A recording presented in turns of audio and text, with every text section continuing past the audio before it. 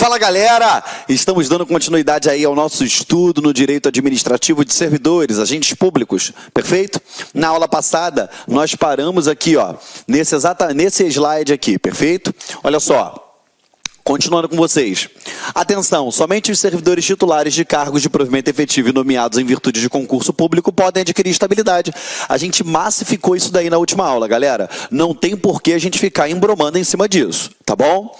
Ó, a partir da emenda constitucional 19 de 98, passou a ser condição para aquisição da estabilidade a aprovação de servidor em uma avaliação especial de desempenho, que eu te expliquei. Show de bola, feita por comissão instituída para esse fim. É 41, parágrafo 4º, tá, gente? Conserta aí no seu material, tá bom? O STF ele já teve a oportunidade de decidir que é pressuposto dessa avaliação especial o desempenho efetivo, exercício do cargo, não se computando períodos de afastamento, conforme eu também já expliquei para vocês, dei o exemplo da licença para acompanhar cônjuge, tá? Vamos lá. A partir do acréscimo lá desse parágrafo 4º, no artigo 41, nós podemos afirmar que não existe mais no Brasil a possibilidade de aquisição da estabilidade pelo mero decurso de prazo, como anteriormente era a regra. Galera, existe aquilo que eu até comentei na aula passada, tá? A regra é eu ter uma avaliação especial, mas é óbvio que nem toda a administração pública, a gente sabe como funciona isso, está preparada para isso e acaba não tendo. Eu mesmo não tive essa avaliação e eu sou servidor público, tá? Estamos juntos? Perfeito? Então, requisitos, de acordo com a emenda constitucional de 98, para poder adquirir a estabilidade, quais seriam? Concurso público, cargo público de provimento específico, 3 anos de efetivo exercício. Tá? Ter também a aprovação em avaliação especial de desempenho, por comissão instituída para esse fim. É aqui que mora a grande preocupação minha com vocês, porque o examinador ele coloca direto que é avaliação periódica de desempenho, e não é. É avaliação especial de desempenho, tá? Estamos juntos? Não dá mole com relação a isso daí, tá bom? Outra coisa, a respeito dessa perda de cargo, trazido lá pela emenda constitucional 19 de 98, passam a ser as 4 hipóteses de rompimento não voluntário do vínculo funcional do servidor já estável. Quais são?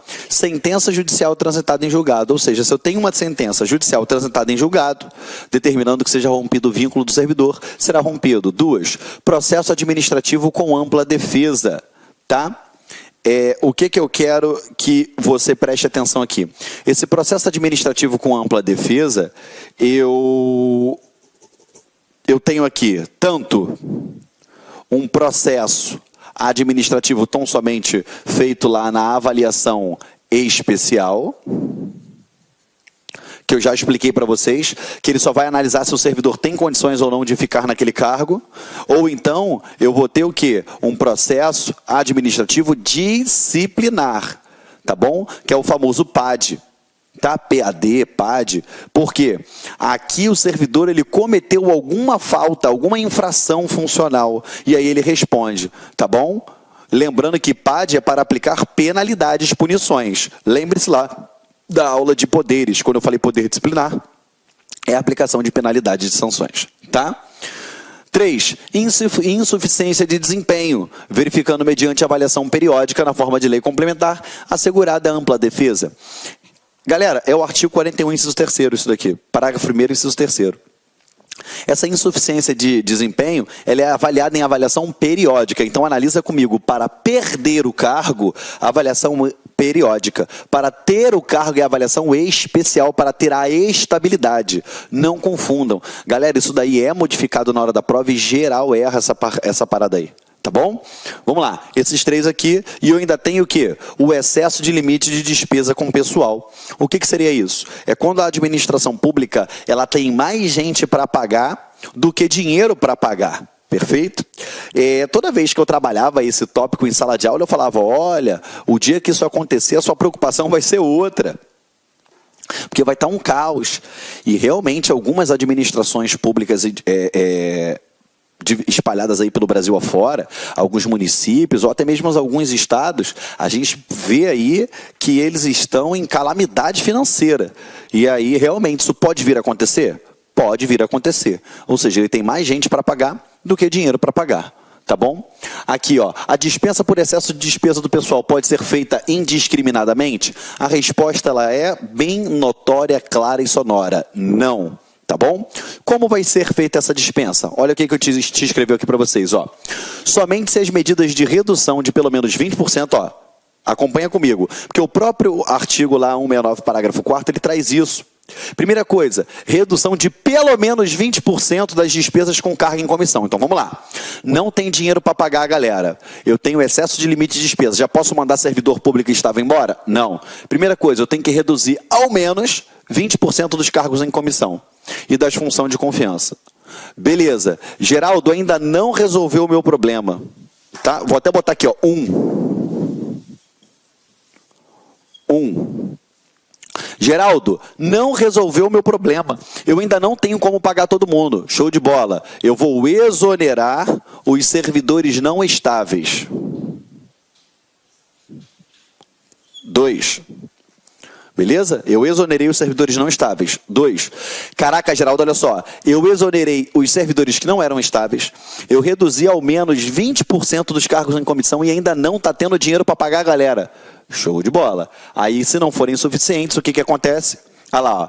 Para assegurar as despesas do limite fixado em lei complementar, poderá, então, o servidor estável perder o cargo, desde que o ato normativo motivado de cada um dos poderes especifique a atividade funcional, o órgão, a unidade administrativa e o objeto da redução de pessoal. Então, ó, o servidor estável, você bota aqui, ó, 3. Então vamos lá, galera. Excesso de limite de despesa com pessoal. O que você tem que guardar na sua cabecinha? Do lado aí, ó, do seu material, você faz uma chavezinha aqui e bota, ó, 20% do cargo em comissão. 2, não estável. 3, estável. Beleza, galera? Estamos juntos? Não pode confundir. Isso daqui tá didatizado para vocês, mas é o texto do artigo que fala isso. Os próprios incisos eles vão trabalhando, tá bom? Primeiro ele até fala que cessa o repasse de verbas e tal, mas o que importa para a aula de hoje é exatamente isso daqui, tá? Não vamos dar mole com relação a isso daí, por favor, tá bom? Conto aí com a atenção de vocês, tá? Fizeram as anotações. Eu vou prosseguir. Vamos adiante.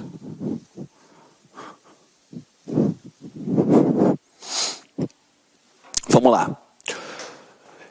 Nesse caso, conceder-se-á ao servidor exonerado uma indenização correspondente a 1 mês de remuneração por ano de serviço e torna-se obrigatória a extinção do cargo por ele ocupado, vedando-se a criação de cargo, emprego ou função com atribuições iguais assemelhadas pelo prazo de 4 anos. Ou seja, a cada... o servidor ele vai receber uma indenização correspondente a 1 mês de remuneração por ano de serviço. Ele tem 10 anos de serviço, aí ele recebe uma indenização no valor de 10 vezes a remuneração mensal dele. Ok? Perfeito? E fica vedada a criação de outros cargos iguais ou semelhantes, com atribuições semelhantes. Tá? Estamos juntos? O estágio probatório e a estabilidade são institutos jurídicos distintos. Tá? A estabilidade é um direito constitucional para quem possui cargo público efetivo e será adquirido após 3 anos de efetivo exercício, logo depois dele ser aprovado em avaliação especial, que você já sabe, já fizemos isso na aula passada. A aprovação em estágio probatório é um dos requisitos para a aquisição da estabilidade, não se confundindo os institutos. Então, eu não vou confundir uma coisa com a outra, tá? Porque na hora da prova o examinador ele brinca com as palavras, ele tira uma coisa daqui, outra dali, e você acaba confundindo, a gente não pode dar esse mole na hora da prova, tá bom?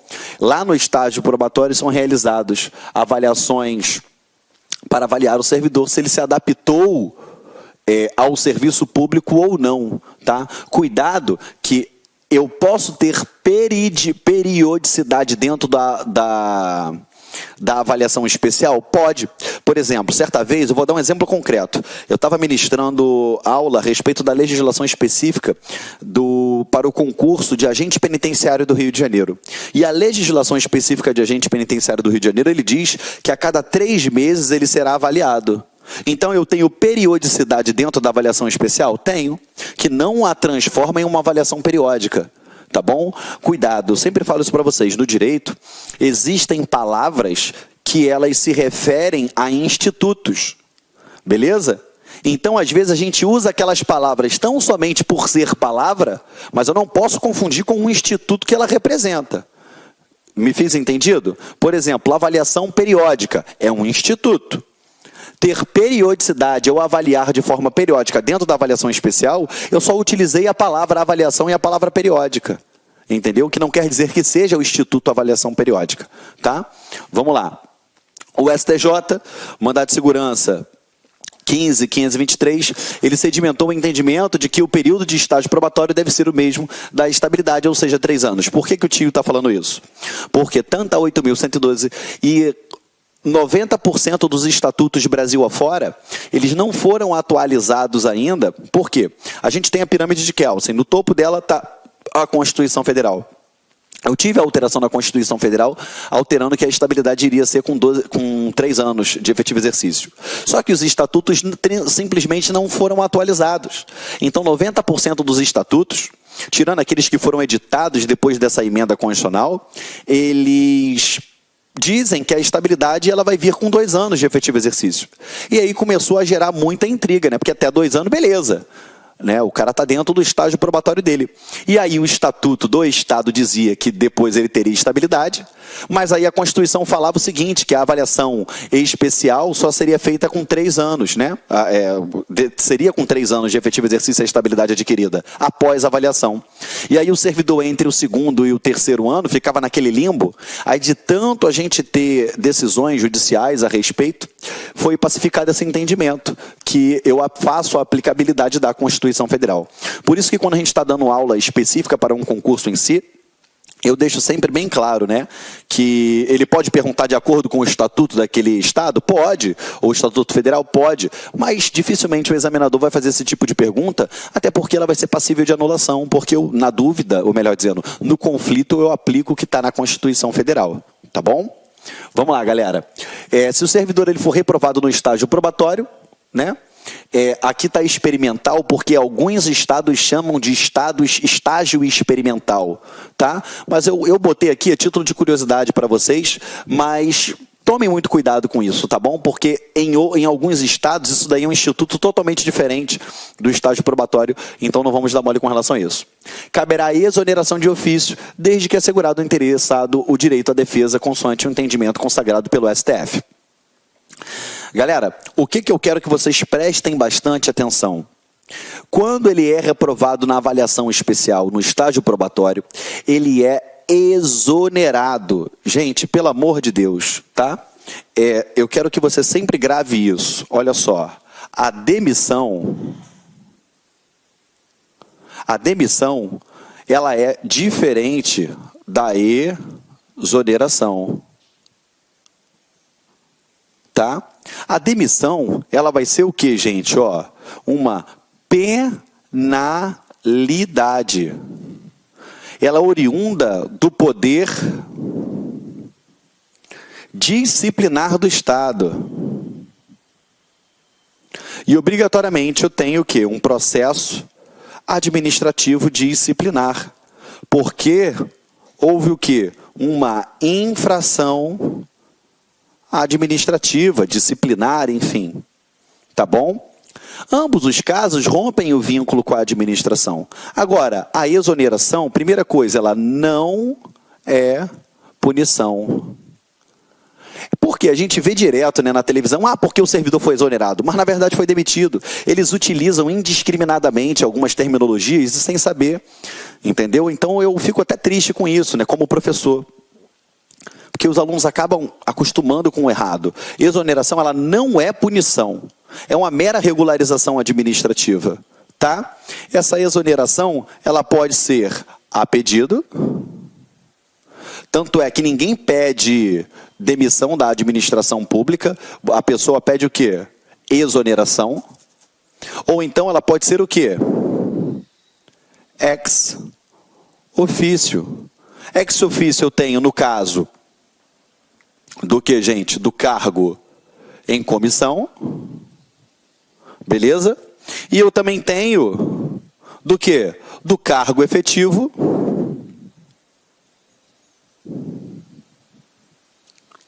Após reprovação no estágio probatório.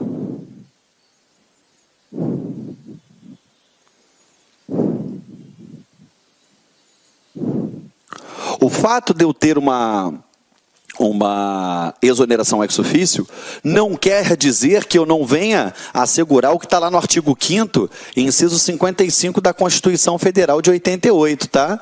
Que é o contraditório e a ampla defesa, tá bom?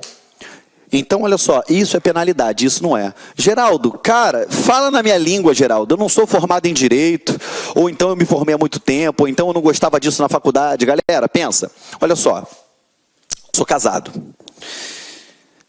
Eu chego para minha esposa e falo assim, olha, simplesmente, não quero mais, estou me separando de você. Acabou. Por que você não quer? Porque eu não quero mais. Houve algum problema? Não, eu não quero mais. Guardou essa ideia? Agora vamos lá. Segunda hipótese. Minha esposa chega em casa e me pega com uma outra mulher. Ela vai lá e fala, não quero mais. Acabou. Você percebe que no primeiro exemplo, não houve nenhuma infração, simplesmente rompeu-se o vínculo. Beleza? Na primeira ideia, quando eu falo que não quero mais, daqui a 1 ano eu posso voltar com ela? Posso. 6 meses? Posso. Ou seja, essa exoneração aqui, nesse caso, representa a exoneração, porque não teve caráter punitivo, não é penalidade. Agora, no segundo ato, que ela me pegou traindo ela, aí ela rompeu o vínculo, mas rompeu de forma punitiva, foi penalidade. Vai ficar na minha ficha funcional aquilo ali, ó. Vai ficar anotado lá isso ali. Perfeito, galera? Show de bola? E dependendo da demissão, a gente sabe que ela tem outras implicações, mas isso daí é estudo de estatuto mais particularizados, tá? Então, a demissão é penalidade, tem que ter PAD. A exoneração não é penalidade, beleza? Estamos juntos? Lembrando que aqui, a exoneração ex officio de cargo em comissão é livre nomeação, livre exoneração, é ad nutum. Ela não tem nem que fazer, ela não é nem obrigada a fazer a motivação. Agora, do cargo efetivo, a gente já sabe que eu tenho a exoneração, porque ele pediu, ou então porque ele foi reprovado em avaliação especial de desempenho, lá dentro do estágio probatório, ou então avaliação periódica de desempenho. Lembrando que eu tenho que assegurar o contraditório e ampla defesa, que está no artigo 5º, inciso 55 da Constituição Federal. Ele diz lá o seguinte, os litigantes de processo administrativo e judicial e os acusados em geral serão assegurados o contraditório e a ampla defesa com os meios e recursos a ela inerentes. Entendeu? Por isso que tem que salvaguardar o contraditório e ampla defesa, tá bom? Deixa eu só fazer um outro comentário. O fato de eu ter um empregado público e o empregado público não possuir estabilidade, não quer dizer que ele possa estar sujeito a despedidas arbitrárias. Vai embora, pronto, acabou. O servidor da Caixa Econômica, do Banco do Brasil, do Correios, da Petrobras, estou te mandando embora. Negativo. Ainda assim, eu tenho que ter um processo administrativo para que ele possa amplamente se defender e contraditar. Perfeito? Estamos juntos? Vou apagar o quadro aqui para a gente continuar, tá bom? Vocês estão percebendo que esse tópico, né, servidores, agente público, né, dependendo de como vem no seu edital, a gente está fazendo bastante mapinhas mentais no quadro. Por quê? Porque eu estou simplesmente didatizando o que a própria Constituição Federal traz para a gente. Entendeu? O próprio entendimento do STF, do STJ, então eu procuro dar o máximo de didática possível. Por quê? Porque você tendo isso daqui bem sedimentado, você pode se preocupar em estudar outros tópicos mais, vamos dizer assim, mais assintosos, mais, que possuem mais promiscuidade por parte do examinador público, né, do examinador do concurso público. Que ele pode jogar algumas artimanhas, beleza? E com isso daqui, bem entendido, se você entendeu bacana, organização do Estado, princípios, poderes, atos administrativos e agentes públicos, tudo fica mais fácil, tá bom? Vamos lá, contigo. Olha só, formas de provimento do cargo público. Galera, eu vou dar alguns exemplos para vocês, tá bom? A gente sabe, mais uma vez eu digo, pelos estatutos aí afora, pelo Brasil, nós temos algumas nomenclaturas diferentes, mas 90% eu falo isso com toda certeza, porque eu dou aula desses estatutos. Mais do que 90%, eles são exatamente o que diz a Lei 8.112. Perfeito? E aí a gente tem que ter atenção com relação a isso, tá? O nome já diz, forma de provimento, é quando o servidor está sendo provido, beleza?